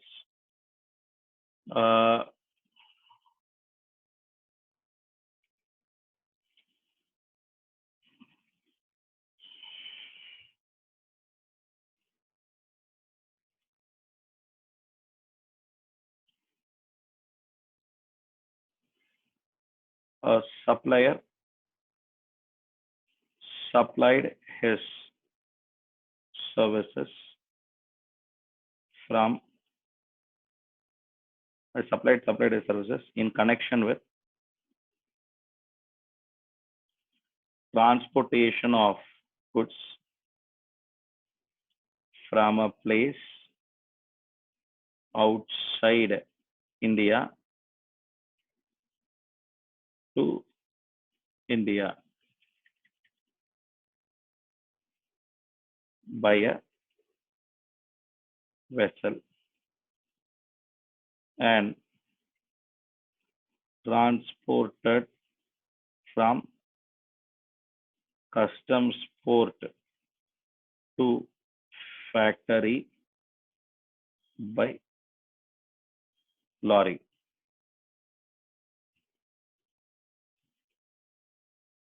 For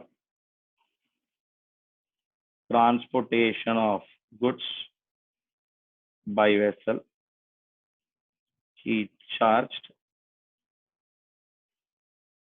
rupees 65,000,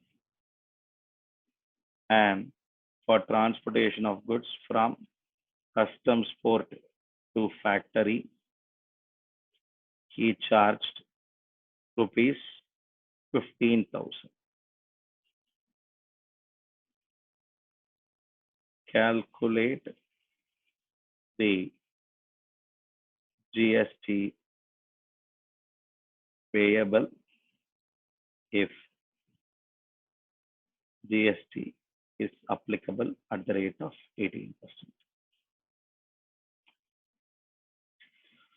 So you need to decide what is the value and on what value GST will be calculated.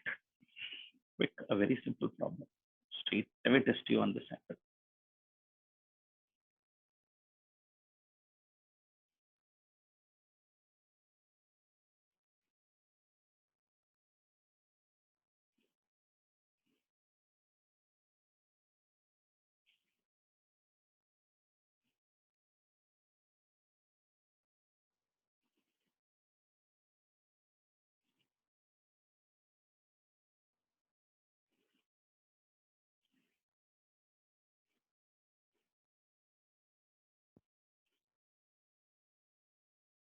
Quick.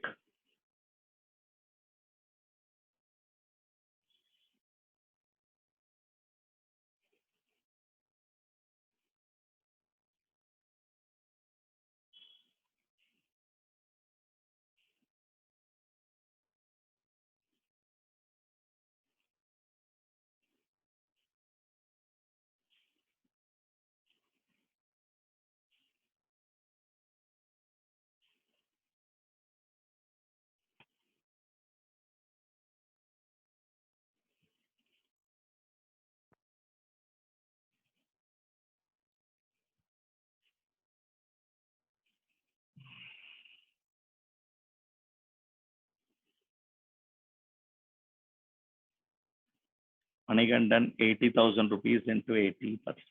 Okay. Okay. Check your answer. I don't think so. It's like that. 65,000 is exempted, but 15,000, which is through road, is taxable. Good, Anand. But a lot more can be added. Neha, 65,000 taxable, 11,700 forward charge taxable, 15,000 taxable, 2,700 reverse charge. I'm sorry, check your answer. 2,700, Sanjay. I mean, you are taxing only the GST portion of the second transaction, I believe. First transaction is clueless. Deepa Mohan, a summation of 14,400, wrong. Anand Vishwanathan, 65,000, I don't know what. 11,700, Madhumita Gandhi, no, wrong. Transportation of goods by vessel is taxable and transportation of goods is also taxable. Okay. I don't understand the logic why transportation of goods by vessel is taxable. From a place outside India to India, if a goods comes, why it should be taxable? Then what is the purpose of 19B, which is visible on your screen? When you say a supplier has supplied services in connection with transportation of goods from a place outside India to India by a vessel, transported from and by vessel and transported the goods from customs port to customs factory by lorry. I don't know still why, Shweta, you took such a strange understanding. 11,700, Karthik, wrong. Nitin, 2,700. No. Aishwarya Shankar, transportation of goods by vessel, fully taxable. Fully taxable. Okay. Good. Super. Okay. GST on transportation of goods for from factory customs port to factory, 2,700. Anirudh, what happens to the earlier entry? You're going by the old version. Okay. Transportation of goods by vessel from a place outside India to India is exempted. Agreed, Nikita. However, transportation of goods by road by a GTA is taxable. Hence, GST payable is 2,700. Good. So answer should be something like this: transportation of goods by vessel from a place outside India to India is exempted. So that 65,000 rupees will get exempted. However, there is a further transportation involved in it from the customs port to the factory. Here, maybe because it's an open question, It is not confirmed anywhere. You can give two answers. GST payable will be 2,700. Either it can be paid by the supplier under forward charge or by the recipient under reverse charge. So I am expecting this answer. With that note, only this 4-mark problem is charged to you, shared to you, nothing beyond that. So come back here. That is the level of your expectation. Let me go back to the same problem. Would your answer be different if a person has taken this contract on multi-model basis, from a place outside India to Indian factory for rupees 75,000? Same facts of above question. Lorry transportation, na paathukuren. Sir, ship trans, ella na paathu. 75,000 panam mattum kudunga. I'll do a end-to-end transportation. Now, taxable exempt. You know now, earlier reading, transportation of goods by vessel from a place outside India up to customs port is exempted. From a place in the customs port to factory is taxable. எல்லாத்தையும் சேர்த்து ஒரே ஆள் ஒரே ரேட்டுக்கு பண்ணி தரேன். Taxable, not taxable.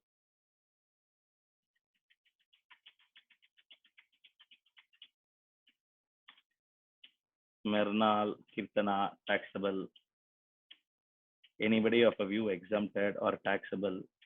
Taxable na yen taxable nu kelli keppen, exempted na yen exempted nu keppen. Idukku sir tax panni vitruvom sir. Sorry. Go read your section 8. All of us are forgetting something. Whenever there is two services, you should always use the word composite supply or mixed supply. I'm sorry, one minute. Stop answering. All of you would land up only in a wrong answer because of a simple reason. A lot of you are not exposed to a word called as multi-modal transport. I'm sorry if you're exposed to that, okay. Otherwise, if you are not exposed to a word called as multi-modal transportation. Today, that is the order of the day. From a factory in Sriperumbudur, Chennai, Sriperumbudur, from there to the delivery at Switzerland, entire transportation, some distance by lorry, some distance by air, some distance by vessel, again back in container, lorry, all this transportation, end-to-end transportation is done through a business model called as multi-modal transport. That is why I used the word that multi-modal transport. In case of multi-modal transport, it is common. 5-6 transportation model is brought in together. That is why it is called as multi-model. There will be a transportation by lorry. There will be a transportation by your ocean freight. There will be a transportation by a rail. There will be some transport or transfer charges at the customer end. All are managed by one person. Advantage for the company, one vendor, if they contact, then it is sufficient. They don't need to contact 10 vendors. That is the advantage for the company. If it is a multi-modal transport, okay, if it is a multi-modal transport, ask only one question. Is it a composite supply or mixed supply? 2 or more supplies. Yes, there is a transportation of goods by road in lorry. There is a transportation of goods by vessel. 2 or more services. Supplied in conjunction with each other. Yes, supplied in conjunction with each other. Yes, of which one is a main supply. Do you get one main supply here? Is it transportation of goods by ocean is more important, or transport from customs port to the factory is most important? Check that question. No doubt, transportation of goods by ocean is more important. And just for your information, yes, ocean is more important. When ocean is more important, you have a principal supply, predominant nature, main nature. The purpose of multimodal transport is ஒரே ஒரு document தான் கொடுப்பேன். Sriperumbudur, Tamil Nadu, India, I'm taking goods. Delivery at Switzerland, that location, that street. ஒரே இன்வாய்ஸ்ல முடிச்சுட்டு போயிடுவேன். ஒரே டாக்குமெண்ட்ல முடிச்சுட்டு போயிடுவேன். Then it is called as a multimodal transport. All multimodal transport comes under composite supply. So don't be bothered about it. Sir, if a question comes, what should I do? Multimodal and all, it's little upgraded level. For your level, they should not ask. My intention is not the second, would your answer be different? Primary question. If I give an amount for transportation of goods in vessel, if I give an amount for transportation of goods by road, then my vessel number should be what? Exempted. Place outside India to India, exempted. And whatever from my factory, from my godown, customs port or a customs warehouse to your godown or warehouse of the factory of the importer, that will be taxable. In case of multimodal transport, it would be treated as composite supply, and the principal supply will be your ocean freight. Hence, it will become exempted. True. Followed by transportation of goods by rail. So, transportation of goods by rail. As far as transportation of goods by rail and vessel is concerned, this entry is concerned. If goods are transported by rail or vessel, if it is going to be a relief material, it is going to be a material sent for some natural disaster or man-made disaster or calamity or mishap, or if it is a defense or military equipment or a newspaper magazine, then it will become exempted.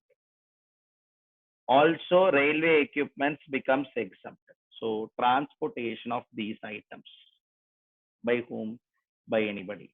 For what purpose? Any purposes. Transportation of this item. Transportation of your newspaper through rail. Transportation of your newspaper through vessel. Exempted. Transportation of defense or military equipment. Exempted. Sorry.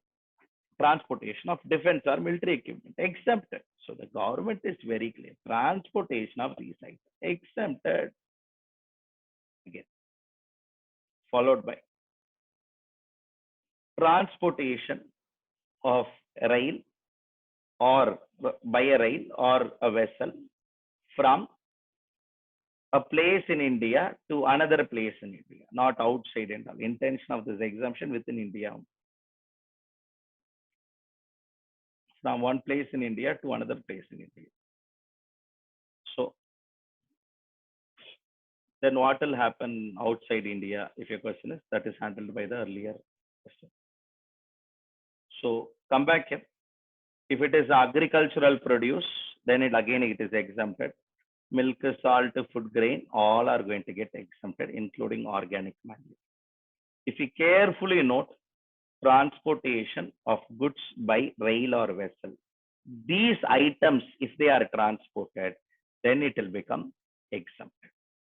Same will be the case if the transportation of goods by Goods Transport Agency, GTA.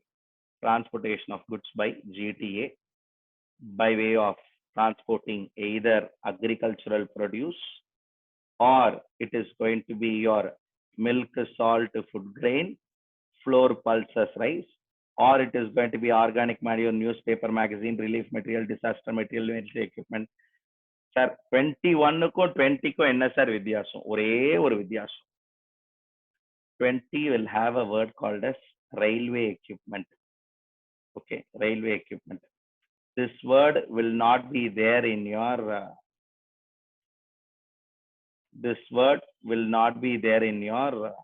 21, which means if you transport any railway equipment by lorry, it is taxable.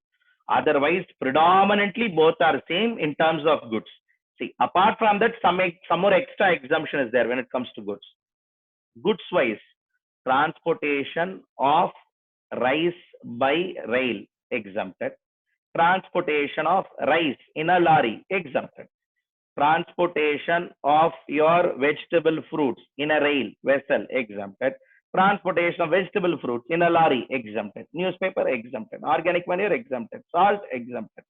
இவ்வளவையும் படிச்சுட்டு போனா எக்ஸாம்ல transportation of goods in relation to cotton by rail, taxable or exempted?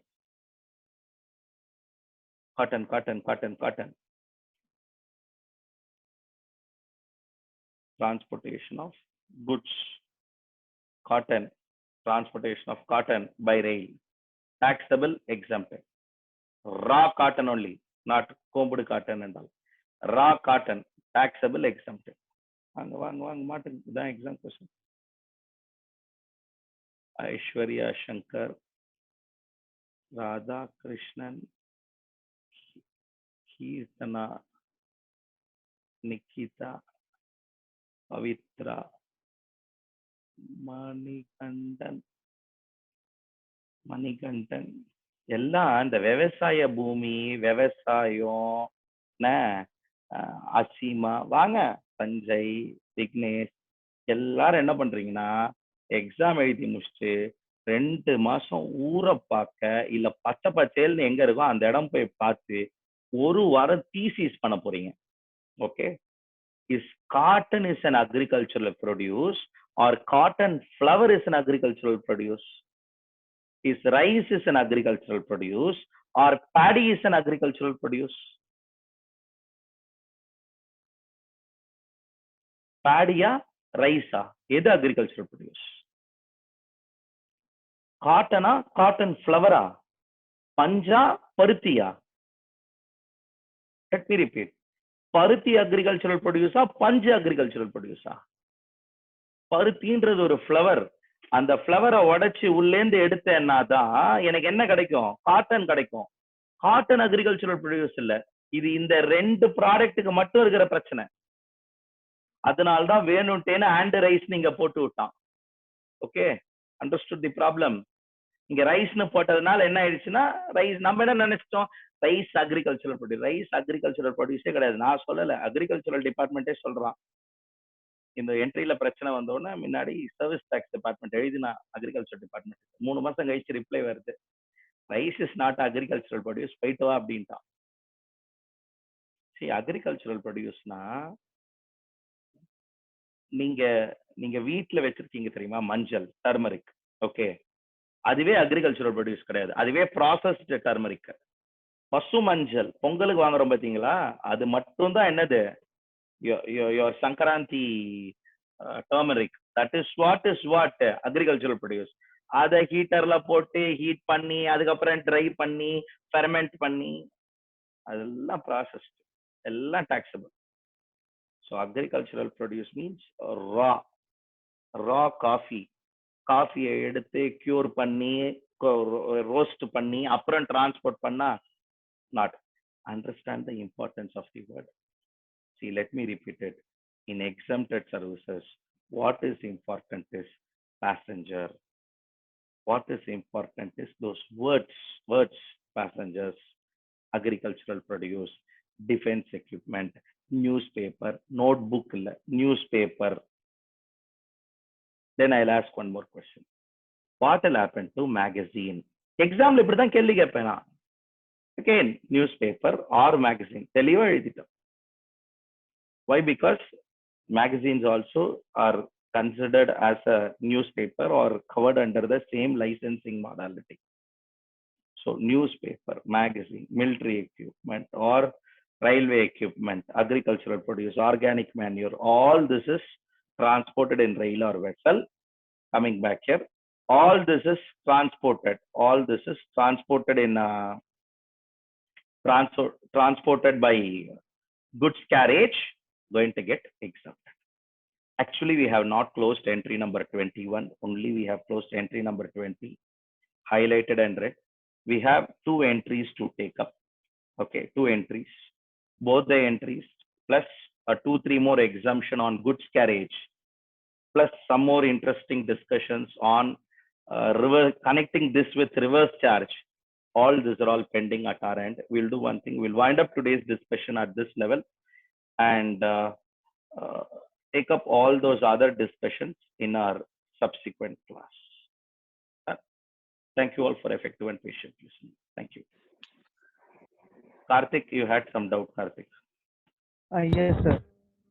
Yes, sir. Sir உங்க டயக்ராம்ல பாத்தீங்கன்னா place of outside India to customs port in India பாத்தீங்கன்னா transportation of goods vessel is taxable கொடுத்துருந்தீங்க sir.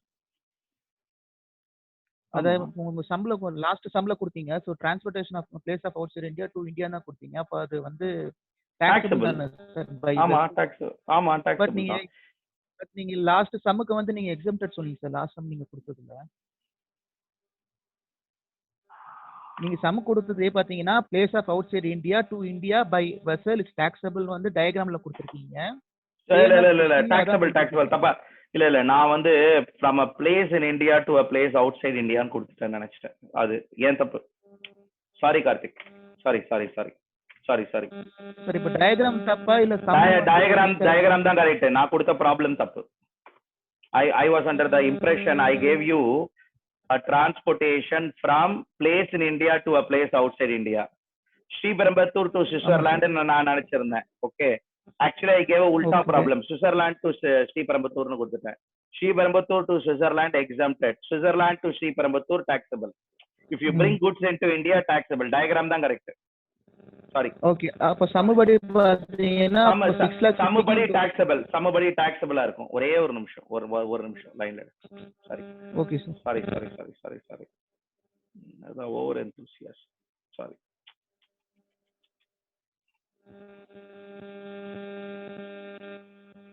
Transportation of goods from a place outside India to India by a vessel taxable ma. I'm sorry. 65,000 right. I'm sorry. 65,000 plus 15,000 both will be taxable. 80,000 taxable. ஐயோ மன்னிச்சிடுங்க, தூங்கிட்டேன்.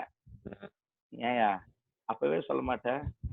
நான் நீ எப்பயோ நீ சொன்ன தான் நான் யோசிச்சேன். I thought you have some questions on this. Sorry. Extremely sorry. It is a transportation of goods from a place outside India to India. It will be taxable. My diagram is right. Let me repeat. தப்பா கூட சப்கான்சியஸா வராது. இது தூங்கிட்டேனா நான் ஒண்ணும் பண்ணல. நான் என்ன பண்ணிருந்தேன், அடுத்த ப்ராப்ளம் டிராப் பண்ணினே இருந்தேன் உங்களுக்கு. அது நான் பண்ண தப்பு. நான் யூஸ்வலா மல்டி டாஸ்கிங் பண்ண மாட்டேன். எனக்கு தெரியும் இதெல்லாம் வராது. நமக்கு எது வருதோ அதை மட்டும் பண்ணணும். will be like this. Sorry. A deep apology. Okay sir. அப்ப